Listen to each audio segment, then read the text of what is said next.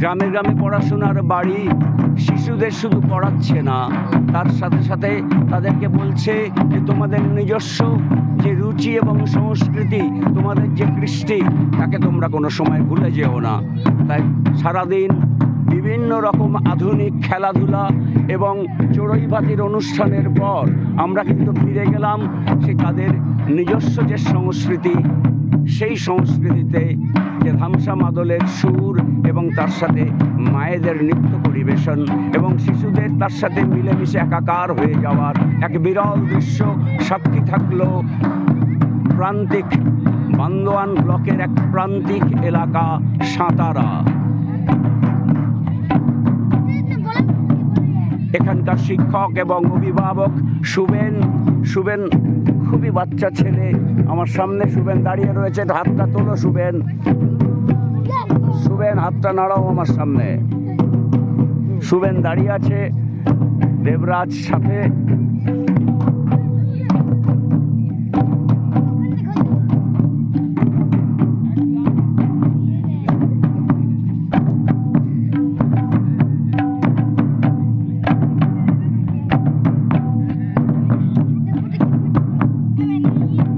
জঙ্গল পাহাড় অধ্যুষিত সাঁতারা গ্রাম,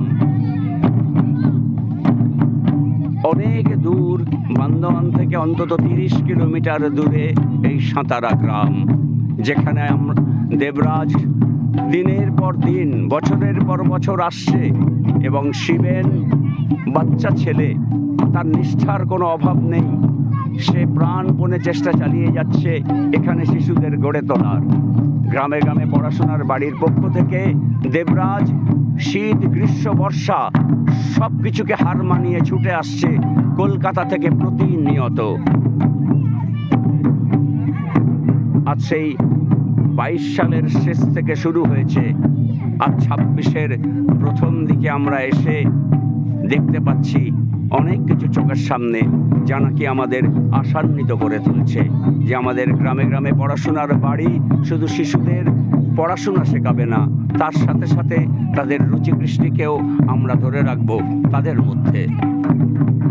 দেখার মতো যেটা, যে চড়ুইভাতি শেষ হয়ে যাওয়ার পর যারা সারাদিন ধরে রান্না করলেন, তারা ধরলেন বাজনা এবং মায়েরা যারা ছিলেন তারা এলেন নৃত্য পরিবেশন করতে।